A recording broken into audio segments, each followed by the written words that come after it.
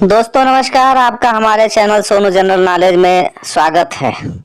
हम इस वीडियो में एक परी के तोहफे की कहानी बताएंगे। कक्षा 8 का छात्र महेश जब क्लास में होता तब बाहर खेलने के बारे में सोचता और जब खेलने का मौका मिलता तो वह कहीं घूमने के बारे में सोचता। इस तरह वह कभी भी प्रोजेक्ट मोमेंट को एंजॉय नहीं करता, बल्कि कुछ न कुछ आगे का सोचा करता। उसके घर वाले और दोस्त भी उसकी इस आदत से परेशान थे। एक बार महेश अकेले ही पास के जंगल में घूमने निकल गया। थोड़ी देर चलने के बाद उसे थकान हो गई और वह वहीं नरम घासों पर लेट गया। जल्द ही उसे नींद आ गई, जिससे वह सो गया। सोने के कुछ देर बाद एक आवाज आई, महेश महेश। महेश ने आंखें खोली तो सफेद कपड़ों में एक परी सामने खड़ी थी। वह बहुत सुंदर थी और उसने अपने एक हाथ में जादुई छड़ी और दूसरे हाथ में एक मैजिकल वाल ली थी, जिसमें एक सुनहरा धागा लटक रहा था। महेश परी को देखकर खुशी से झूम उठा।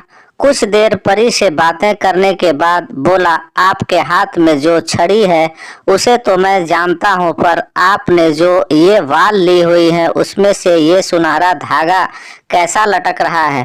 परी मुस्कुराई, महेश यह कोई मामूली धागा नहीं है। दरअसल यह जीवन की एक डोर है। अगर तुम इसे हल्का सा खींचोगे तो तुम्हारे जीवन के कुछ घंटे कुछ सेकंड में बीत जाएंगे। यदि इसे थोड़ा तेजी से खींचोगे तो पूरा दिन कुछ मिनटों में बीत जाएगा, और अगर तुम उसे पूरी ताकत से खींचोगे तो कई साल भी कुछ दिनों में बीत जाएंगे। क्या आप ये मुझे दे सकती हैं?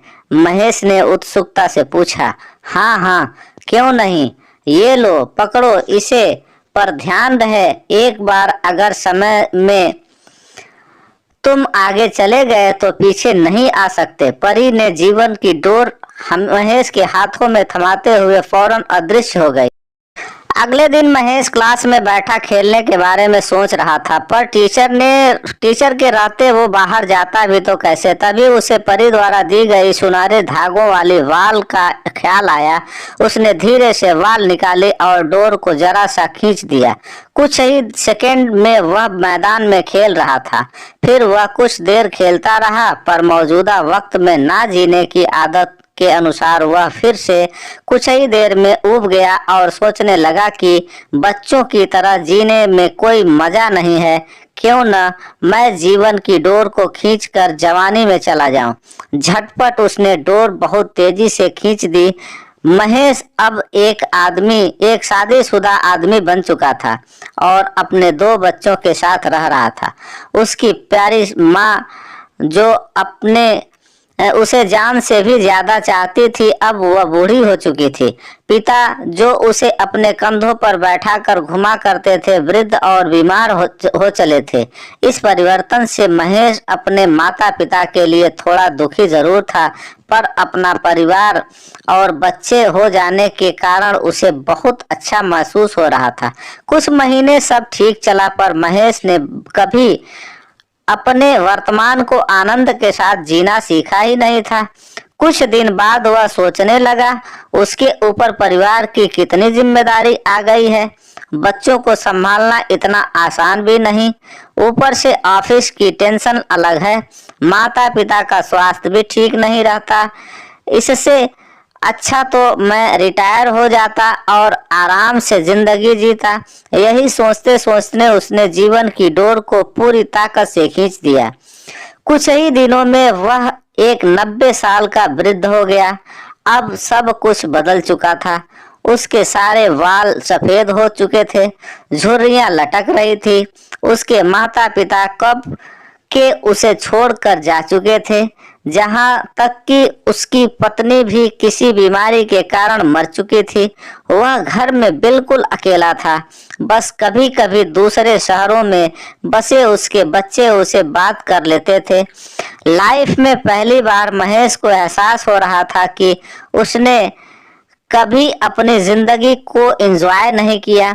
उसने न स्कूल ड्रेस में मस्ती की, न कभी कॉलेज का मुंह देखा। वह न कभी अपनी पत्नी के साथ कभी घूमने गया और ना ही अपने माता पिता के साथ अच्छे पल बिताए। यहाँ तक कि वो अपने प्यारे बच्चों का बचपन भी ठीक से नहीं देख पाया। महेश बेहद दुखी था। अपना बीता हुआ कल देखकर वह समझ पा रहा था कि अपनी बेचैनी और व्याकुलता में उसने जीवन की कितनी सारी छोटी छोटी खुशियां यूं ही गंवा दिया था।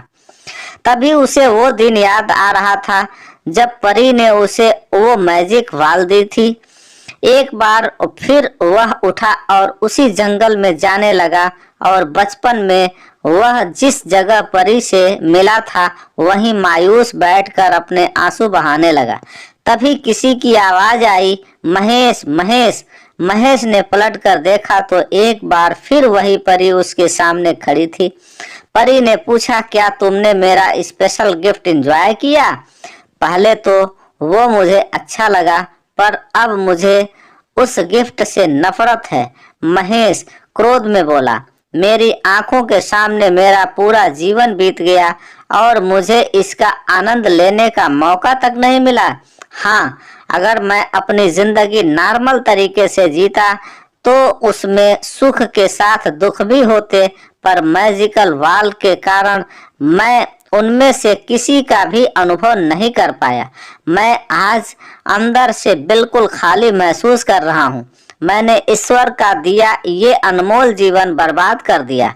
महेश निराश होते हुए बोला। महेश की बात सुनकर परी बोली, तुम तो मेरे तोहफे के शुक्रगुजार होने की बजाय उसकी बुराई कर रहे हो। खैर, मैं तुम्हें एक और गिफ्ट दे सकती हूँ, बताओ क्या चाहिए तुम्हें? परी ने पूछा। महेश को यकीन नहीं हुआ कि उसे एक और वरदान मिल सकता है। वह खुशी से भावुक होते हुए बोला, मैं फिर से वही पहले वाला स्कूल बॉय बनना चाहता हूँ। मैं समझ चुका हूँ कि जीवन का हर पल जीना चाहिए। प्लीज मुझे मेरे पुराने दिन लौटा दो। तभी एक आवाज आती है, उठो बेटा, तुम यहाँ इन जंगलों में कैसे आ गए? ये सपने में? प्लीज प्लीज क्या बड़बड़ा रहे थे? महेश आंखें खोलता है। अपनी माँ को आंखों के सामने देखकर वह कसकर उससे लिपट जाता है और फूट फूट कर रोने लगता है। वह मन ही मन परी का शुक्रिया अदा करता है और कसम खाता है कि अब वो जीवन के अनमोल पलों की पूरी तरह जिएगा। दोस्तों, कई बार ऐसा होता है कि हम आज की खूबसूरती को सिर्फ इसलिए नहीं देख पाते क्योंकि हम एक सुंदर कल के बारे में सोचने में खोए रहते हैं, या कई बार हम जो नहीं घटा उसके घटने की चिंता में अपने आज को चिता पर जलाकर बर्बाद कर देते हैं। हमें ऐसा नहीं करना चाहिए। खुशियों के छोटे छोटे पलों को पूरी तरह जीना चाहिए। जीवन की डोर एक बार खिंच जाती है तो फिर लौट कर नहीं आती है। धन्यवाद। दोस्तों, हमारे चैनल को सब्सक्राइब करें, बेल आइकन दबाएं एवं वीडियो पसंद आई हो तो इसे शेयर करना न भूलें। धन्यवाद। Thank you for watching.